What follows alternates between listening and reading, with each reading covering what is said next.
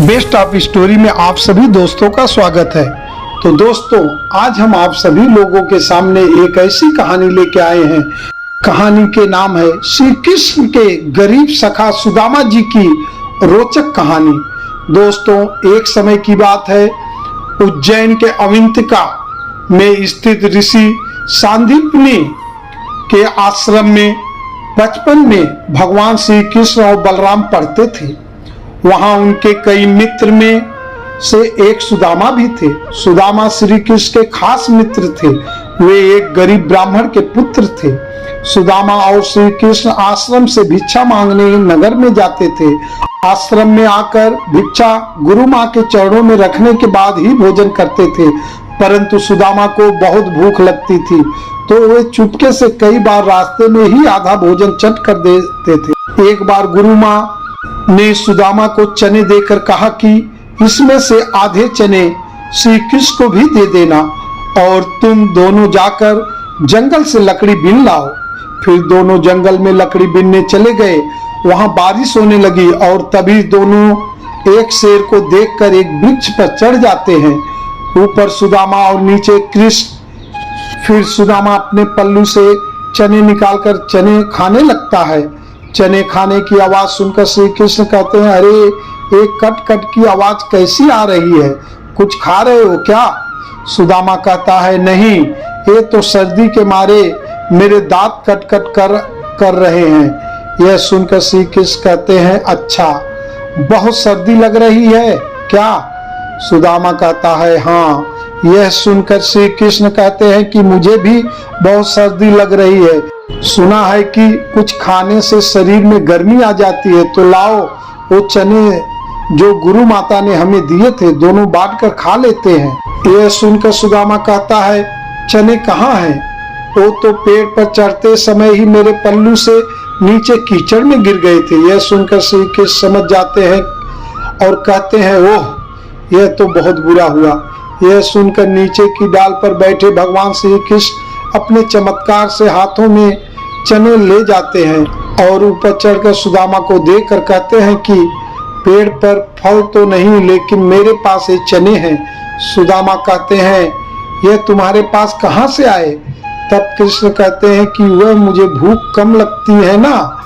जब पिछली बार गुरु माता ने जो चने दिए थे वह अब तक मेरी अंटी में बंधे हुए थे, ले लो, अब जल्दी खा लो।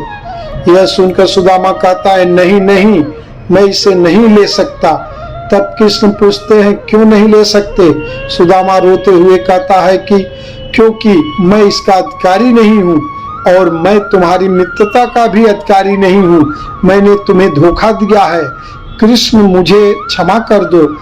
श्री कृष्ण कहते हैं, अरे, जिसे मित्र कहते हैं उसे क्षमा मांगकर उसे लज्जित न करो।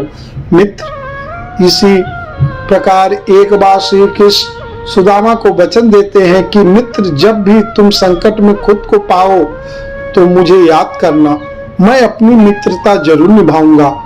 बलराम और श्री कृष्ण को आश्रम में भिन्न भिन्न कार्य करते थे। एक बार श्री कृष्ण बलराम और सुदामा भिक्षा मांगने के लिए जाते हैं।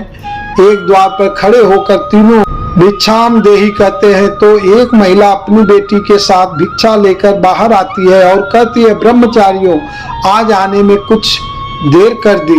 यह सुनकर श्री कृष्ण कहते हैं, माता, आज सारे आश्रम में सफाई करनी थी, बहुत काम था, इसलिए विलंब हो गया, आपको प्रतीक्षा करना पड़ी, उसके लिए क्षमा करें। यह सुनकर वह महिला कहती है, अरे क्षमा कैसी, मैं तो इसीलिए प्रतीक्षा कर रही थी कि रोज तुम रूखी सूखी रोटी लेकर जाते हो।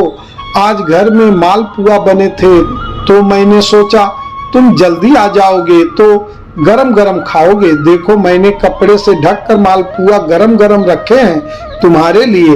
यह देखकर सुदामा का मन ललचा जाता है।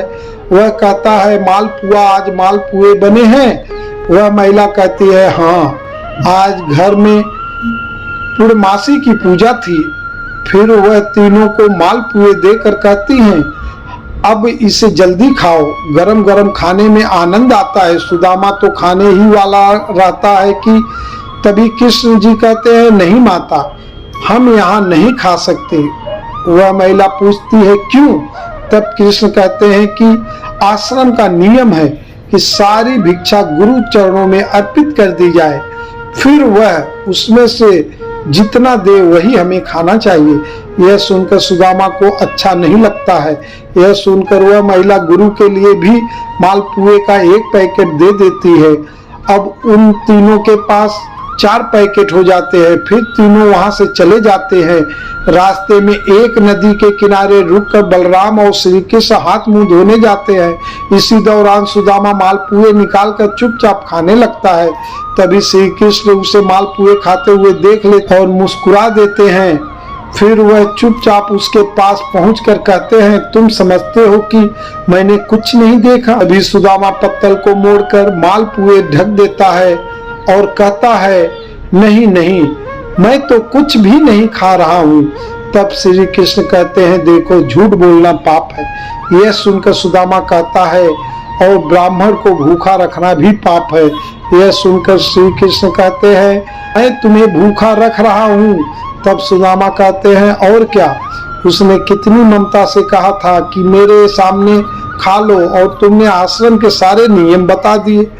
तब श्री कृष्ण कहते हैं, नियम तो है, गुरुदेव को पता चलेगा तो क्या कहेंगे? यह सुनकर सुदामा कहता है, गुरुदेव को कैसे पता चलेगा? रोज हम 3 रोटी लेकर जाते हैं, तो आज भी 3 रोटी लेकर जाएंगे। हाँ, यदि तुमने गुरुदेव को न बता दिया तो।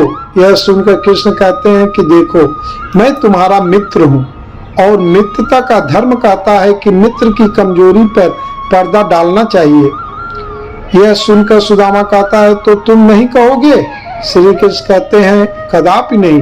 यह सुनकर सुदामा कहता है, तो फिर सारे मालपुए खा लूं? श्री कृष्ण कहते हैं, हाँ खा लो। फिर सुदामा खा लेता है। तो श्री कृष्ण मालपुए के एक पत्तल निकाल कर सुदामा को दे देते हैं और कहते हैं, ये तुम्हारे हिस्से की भिक्षा हो गई, गुरु माता को दे देना। यह देखकर सुदामा प्रसन्न होकर कहता है, कुछ भी कहो, तुम मित्र बड़े खरे हो। कहते हैं कि सुदामा जी शिक्षा और दीक्षा के बाद अपने ग्राम अस्मावतीपुर में भिक्षा मांगकर अपना जीवन यापन करते थे। सुदामा एक गरीब ब्राह्मण थे। विवाह के बाद वे अपनी पत्नी सुशीला और बच्चों के बताते रहते थे कि मेरे मित्र द्वारिका के राजा श्री कृष्ण हैं, जो बहुत ही उदार और परोपकारी है। यह सुनकर एक दिन उनकी पत्नी ने डरते हुए उनसे कहा कि यदि आपने मित्र साक्षात लक्ष्मीपति हैं और उदार हैं, तो आप क्यों नहीं उनके पास जाते हैं? वे निश्चित ही आपको प्रचुर धन देंगे, जिससे हमारी कष्टमय गृहस्थी में थोड़ा बहुत तो सुख आ जाएगा। सुदामा संकोचवश पहले तो बहुत मना करते रहे, लेकिन पत्नी के आग्रह पर एक दिन वे कई दिनों की यात्रा करके द्वारका पहुंच गए। द्वारका में द्वारपाल ने उन्हें रोका। मात्र एक ही फटे हुए वस्त्र को लपेट गरीब ब्राह्मण जानकर द्वारपाल ने उन्हें प्रणाम कर यहाँ आने का आशय पूछा।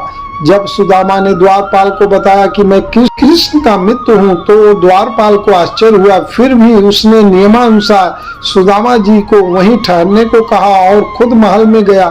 और श्री कृष्ण ने कहा, हे प्रभु, वो फटे हाल, दीन और दुर्बल ब्राह्मण आपसे मिलना चाहता है, जो आपको अपना मित्र बताकर अपना नाम सुदामा बतलाता है। द्वारपाल के मुख से सुदामा नाम सुनकर प्रभु शुद्ध बुद्ध खोकर नंगे पैर ही द्वार की ओर दौड़ पड़े। उन्होंने सुदामा को देखते हुए अपने हृदय से लगा लिया और प्रभु की आंखों से आंसू निकल पड़े। वे सुदामा को आदर पूर्वक अपने महल में ले गए। में ले जाकर उन्हें सुंदर से आस पर बिठाया और रुक्मिणी संग उनके पैर धोए। कहते हैं कि प्रभु को उनके चरणों धोने के जल की आवश्यकता ही नहीं पड़ी। उनकी दीनता और दुर्बलता देखकर उनकी आंखों में इतने आंसू की धार बहने लगी। स्नान भोजन आदि के बाद सुदामा को पलंग पर बिठाकर श्री कृष्ण उनकी चरण सेवा करने लगे। गुरुकुल में बिताए दिनों की बातें करने लगे। बातों ही बातों में यह प्रसंग भी आया कि किस दिन दोनों मित्र वन में समिधा लेने गए थे और रास्ते में मूसलाधार वर्षा होने लगी, तो दोनों मित्रों एक वृक्ष पर चढ़कर बैठ गए। सुदामा के पास एक पोटली में दोनों के खाने के लिए गुरु माता के दिए कुछ चने थे, किंतु वृक्ष पर सुदामा अकेले ही चने खाने लगे। चने खाने की आवाज सुनकर श्री कृष्ण ने पूछा कि क्या खा रहे हो? तो सखा सुदामा ने यह सोचकर झूठ बोल दिया कि कुछ चने कृष्ण को भी देने पड़ेंगे। उन्होंने कहा, कुछ खा नहीं रहा हूँ, यह तो ठंड के मारे दांत कड़कड़ा रहे हैं। इस प्रसंग के दौरान श्री कृष्ण ने पूछा, भाभी ने मेरे लिए कुछ तो भेजा होगा। सुदामा संकोचवश एक पोटली छिपा रहे थे। भगवान मन में हंसते हैं कि उस दिन चने छिपाते थे और आज तंदूल छिपा रहा है। फिर भगवान ने सोचा कि जो मुझे कुछ नहीं देता मैं भी उससे कुछ नहीं देता, लेकिन मेरा भक्त है तो अब इससे छीनना ही पड़ेगा। तब उन्होंने तंदूल की पोटली छीन ली और सुदामा के प्रारब्ध कर्मों को छीड़ करने हेतु तंदूल को बेहद चाव से खाया था। फिर सुदामा ने अपने परिवार आदि के बारे में तो बताया, लेकिन अपनी दरिद्रता के बारे में कुछ नहीं बताया। अंत में प्रभु ने सुदामा को सुंदर शैया पर सुलाया। फिर दूसरे दिन भर पेट भोजन कराने के बाद सुदामा को विदाई कर दी, किंतु विदाई के दौरान उन्हें कुछ भी नहीं दिया। रास्ते भर सुदामा सोचते रहे कि हो सकता है कि उन्हें इसी कारण से धन नहीं दिया गया हो कि कहीं उन्हें अहंकार न आ जाए। यह विचार करते करते सुदामा अपने मन को समझाते हुए जब घर पहुंचे तो देखा उनकी कुटिया के स्थान पर एक भव्य महल खड़ा है और उनकी पत्नी स्वर्ण भूषणों से लदी हुई तथा सेवकाओं से घिरी हुई है। यह दृश्य देखकर सुदामा की आंखों से आंसू निकल आया और वे सदा के लिए श्री कृष्ण की कृपा से अभिभूत होकर उनकी भक्ति में लग गए। तो प्रेम से बोलो, जय श्री कृष्ण।